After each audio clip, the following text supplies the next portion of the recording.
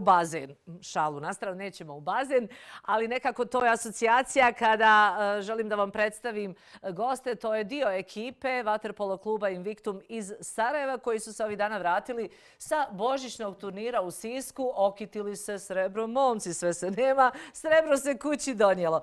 Dobro jutro i čestitke. Hvala. Nisam ja rekla dobrodošli. Ajmo ispočeti. Dobro jutro. Dobro jutro i vama. Čestitam. Hvala vam. Dobro. Enej Radan, trener. Tarik Kočan, igrač turnira, je li tako? Strijelac. Strijelac turnira, dobro. I Hajrulahović, Kijan. Kapiten ekipe. Tako. Sve sam zapala. Eto, hvala vam što ste bili s nama i vidimo se.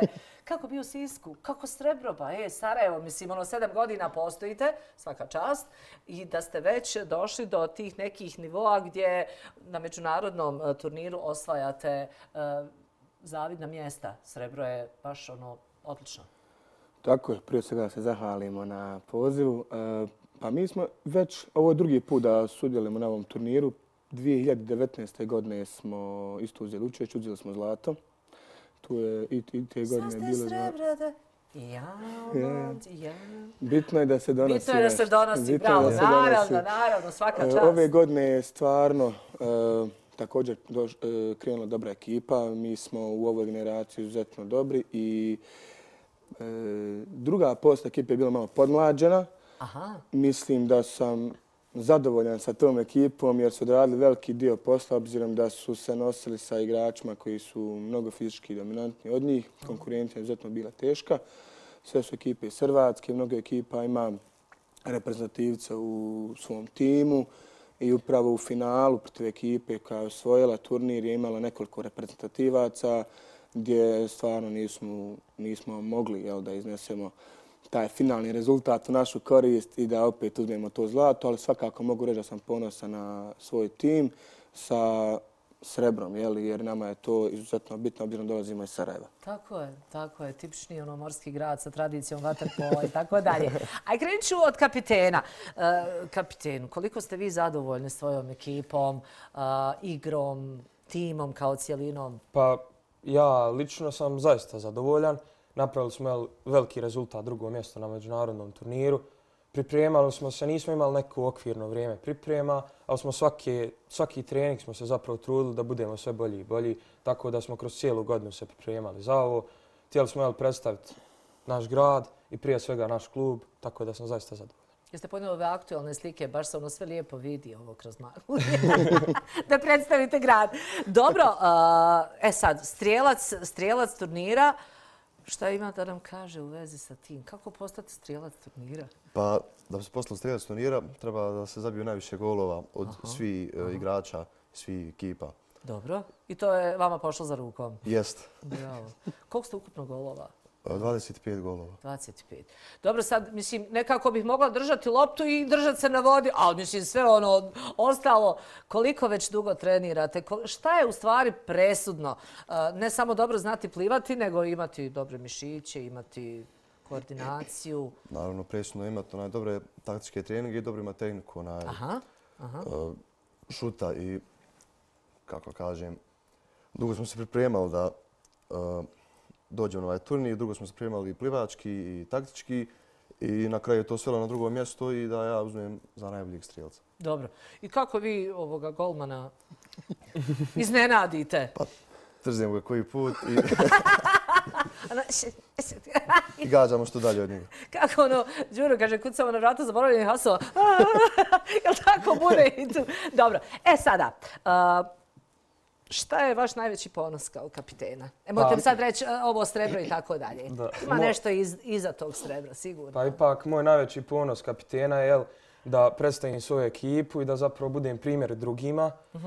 Motiviram drugi u najtežim situacijama. Zaista imali smo jednu takvu situaciju sa zapravo utakmicom protiv Siska gdje smo veoma loše otvorili utakmicu. Ali naravno tu smo da izvučemo što je bolje moguće i da motiviramo svoje igrače, svoje kolege. Prije svega mi je ponos zapravo da kao kapiten predstavljam svoj klub u kojem treniram 5 godina i naporno se trudim i ulažem sve vrijeme. Odlično. Treneru, molim vas, recite nam šta kada se desi ova situacija, kad krene kako ne treba, jeli? Šta vi onda radite? Trčite oko bazena i bodrite ih, jeli? Ili ih ružite? Šta radite? Ili skočite u bazen?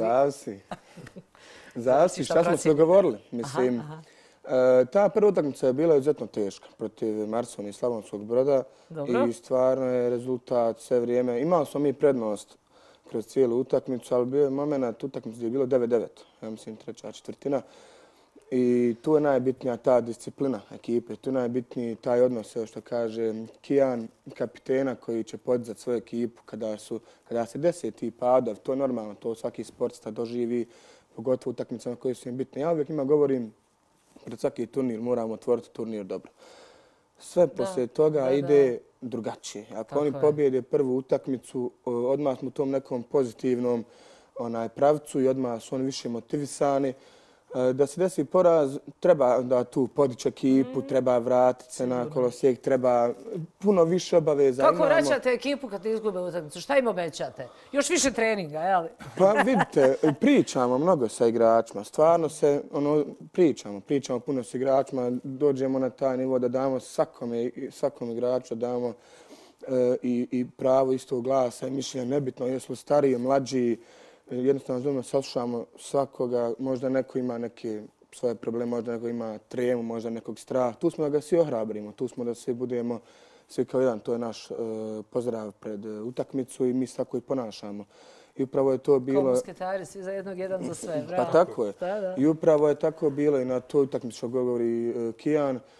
Sisak gdje se nije odradilo što smo se dogovorili i inače pratimo se počne sve dobro. 4-1 smo gubili u prvoj četvrtini. Naravno, ja sam morao isto malo da se ozbiljim i da im kažem da su prekršili dogovor, ali da zaboravimo to, da imamo još 3/4, da moramo da se više potrudimo, da pratimo što smo dogovarali. Naravno, momcu i uz kapitena i uz podršku momaka kao što je Tarki, gdje je zabio 9 golova na toj utakmici. I smo uspjeli da vratimo rezultat u našu korist, da savladamo i Sisak i sljedeću utakmicu protiv Pule i to nas je dovelo do finala. Odlično. Tarik, šta vas očekuje sada? Ima li ikakve pauze u treninzima? Imaju neka novi izazovi do nove godine ili će biti neka malo Pa sad do nove godine će biti mala pauza, pošto slijedi remont bazena. I mi ćemo do remonta bazena vjerojatno malo imati lakše treninge. I poslije tog remonta kad se vratimo, onda slijede pripreme i to će biti veselo. Aha, smije se trener. Za kraj da vidimo zašto se smijete i da pozovemo mladost Sarajeva da dođu na bazen, da dođu u klub. Zašto da ne? Poslije remonta bazena i iza 15. januara ćemo mi opet nastaviti sa našim aktivnostima. Okućemo svu djecu u klubu, sve selekcije, organizovat ćemo pripreme na što kvalitetniji profesionalni način. I ovim putem pozivamo naravno sve ljubitelje vodenih sportova da se priključe našem klubu i da osjete našu atmosferu, naše trenere, suigrače i nadamo se kada se probaju da će i ostati biti dio naše priče. Dobro. I za kraj ne otkrih u koje škole idete, koji ste razred, imate li djevojku, hoćemo li ih pozdraviti. Kad su Raja mala bila kod Kiketa, pa kao eto pozdravljam pa učiteljicu, pa Raju iz Razda, pa ovo, pa ono. I sve koji me poznaju. U koju školu idete? Ja idem u srednju elektrotehničku, tamo na Buču potoku. Treći sam razred. Teško. Treća gimnazija. Treća gimnazija. Drugi razred. Drugi razred. Lijeva ruka, desni džep.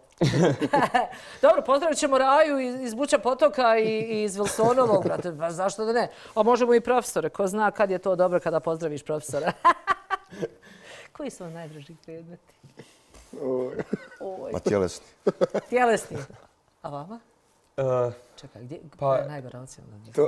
Pa vidite, volim sve predmete, ali eto, izuzetno volim matematiku. Šta je trojka neka? Nije. Ide dobro, vježba se, posvećuje se vrijeme. Eto, čuli ste, vježba se, posvećuje se pažnja, pa uspješan sportist je uspješan đak. Ima li Tarik ovdje neki poseban predmet u Buča potoku da pozdravimo profesore? Ma nema potrebe nikakav pozdrav. Samo mirno, ja. Da me ne prozivaju na času. Eto, nemojte ih prozivati, sad su imali malo naporno to sve.